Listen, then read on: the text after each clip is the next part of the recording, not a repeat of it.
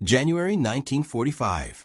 Supreme Allied Commander Dwight D. Eisenhower walks into his office at Versailles for a meeting with Field Marshal Bernard Montgomery. The tension in the room could be cut with a knife. For months, Montgomery has been complaining, criticizing, and publicly undermining Eisenhower's strategy. He has claimed credit for American victories. He has lobbied Winston Churchill to give him overall command. He has treated American generals like incompetent subordinates. And today, Eisenhower has had enough. What happens in that room will end Montgomery's influence over American forces forever. It is the moment when the diplomatic, patient supreme commander finally stops being diplomatic and patient. The moment when Eisenhower makes it brutally clear: shut up, fall in line, or get out. To understand why Eisenhower finally snapped, you need to understand what led to this moment. Montgomery had been a problem since North Africa. He was a brilliant tactician, without question, a careful planner who won battles methodically, but he was also impossibly arrogant, politically tone-deaf, and utterly convinced that he should be running the entire war. After D-Day, Montgomery commanded all Allied ground forces during the initial invasion. But by September 1944, Eisenhower took direct command of ground operations. Montgomery was furious. He believed he alone had the military genius to lead the final push into Germany. From that moment on, Montgomery became a constant thorn in Eisenhower's side. He criticized Eisenhower's broad front strategy, arguing instead for a single concentrated thrust into Germany under his command. He lobbied Churchill relentlessly. He gave press conferences that subtly undermined American leadership. He treated Omar Bradley and George Patton with barely concealed contempt. Then came the Battle of the Bulge in December 1944. When Eisenhower temporarily placed two American armies under Montgomery for operational efficiency, Montgomery saw it as vindication. He believed it proved that American commanders could not handle crises without British supervision.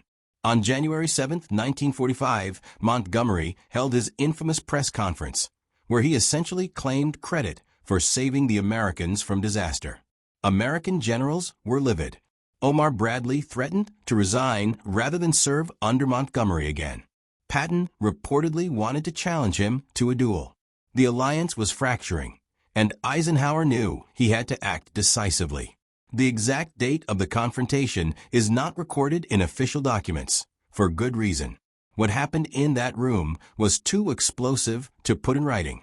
But multiple sources confirm that Eisenhower summoned Montgomery to his headquarters shortly after the press conference. Eisenhower's naval aide, Harry Butcher, his chief of staff, Walter Bedell Smith, and later British accounts all describe the same event. According to Butcher's diary, Eisenhower told Smith before the meeting, "I'm done being diplomatic with Monty. If he can't accept my authority, then he can go home." Smith reportedly replied, "About damn time, sir." When Montgomery arrived at Versailles, he expected another strategic discussion, perhaps another chance to argue for his single-thrust strategy. Instead, he encountered Eisenhower at his absolute limit. The meeting lasted roughly 30 minutes. No official transcript exists, but accounts from those briefed afterward allow us to reconstruct what happened. Eisenhower did not waste time on pleasantries. He confronted Montgomery directly about the press conference. He told him that his remarks had caused serious damage to Allied unity. American generals were furious. American newspapers were calling for his dismissal, and Eisenhower said he was not sure he disagreed with them. Montgomery tried to explain that he had been praising American troops and that the press had misunderstood his intentions. Eisenhower cut him off. He told Montgomery he did not care about intentions, only results. And the result was that Americans were beginning to question whether the alliance was a partnership or simply a way to provide men and material for British glory. Then Eisenhower delivered the point Montgomery dreaded. He told him that Montgomery clearly believed he should be running the campaign. Eisenhower made it equally clear that he was not. Eisenhower was the supreme commander, and if Montgomery could not accept that, Eisenhower would personally ask Churchill to relieve him of command. Montgomery began to protest, attempting to explain his strategic reasoning. That was when Eisenhower delivered the line that became legendary.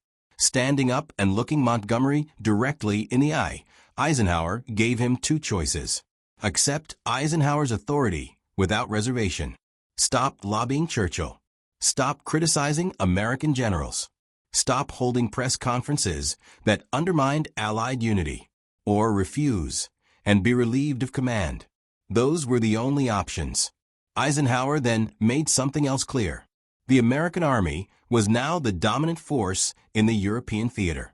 The United States was fielding more divisions, providing more equipment, and taking more casualties than Britain. That was not an insult, it was a fact. And it meant American concerns carried decisive weight. When American generals said they could not work with Montgomery, Eisenhower had to listen. Then came the most devastating assessment. Eisenhower acknowledged that Montgomery was a brilliant tactician. No one disputed that. But he told him he lacked political judgment. And in a coalition war, political judgment mattered as much as battlefield skill. Eisenhower said he had defended Montgomery repeatedly after conflicts with Patton, after operational delays, after countless complaints. But he could no longer defend him. Not after this. Montgomery reportedly went pale. He had never been spoken to like this. He tried one last time to justify himself, arguing operational details. Eisenhower shut it down. This was not about maps or sectors. It was about whether Montgomery understood his role. He was not the supreme commander. He was a subordinate commander, important, valuable, but subordinate. And if he could not accept that role with humility, he was no longer useful. Eisenhower then laid out his terms. Montgomery would coordinate with Bradley as an equal. He would stop lobbying Churchill. All press statements would be cleared through Eisenhower's headquarters. His behavior would reinforce Allied unity, not undermine it. Agree, and the war would move forward together. Refuse, and Eisenhower would speak to Churchill that afternoon. Montgomery had no real choice. Churchill would not back him, not after the damage he had caused. The Americans now held the leverage, and Montgomery knew Eisenhower meant every word. He accepted the terms and pledged full cooperation. Eisenhower nodded. The meeting was over. After Montgomery left, Eisenhower sat silently for several minutes. Then he turned to Bedell Smith and said, "I should have done that 6 months ago." Smith agreed. When Churchill learned of the confrontation, his reaction was pragmatic. He acknowledged that Eisenhower had asserted his authority and that Montgomery needed to hear it. From that day forward, Montgomery's influence over American forces was finished. He continued commanding British and Canadian forces, but he no longer shaped American straight. The demotion was subtle, but unmistakable. This confrontation mattered because it revealed a hard truth about leadership in coalition warfare. Sometimes diplomacy fails. And when it does, authority must be asserted. Eisenhower had spent months managing egos, absorbing criticism, and holding the alliance together through patience. But patience can become weakness, and compromise can enable toxic behavior. Montgomery crossed that line. By January 1945, American power dominated the alliance. The United States outnumbered Britain in troops, production, and casualties. The political reality had changed, and Montgomery refused to accept it. Eisenhower's confrontation made that reality explicit and non-negotiable. Montgomery never forgot it. In his post-war memoirs, his criticism of Eisenhower was unusually restrained. Eisenhower, for his part, rarely spoke publicly about the meeting. But privately, he admitted it was one of the hardest and most necessary things he did during the war.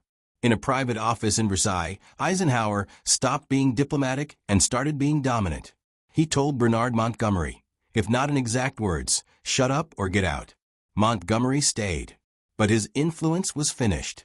And the lesson remains relevant today. Sometimes leadership means making it absolutely clear who is in charge, even if it means confronting your most difficult subordinate.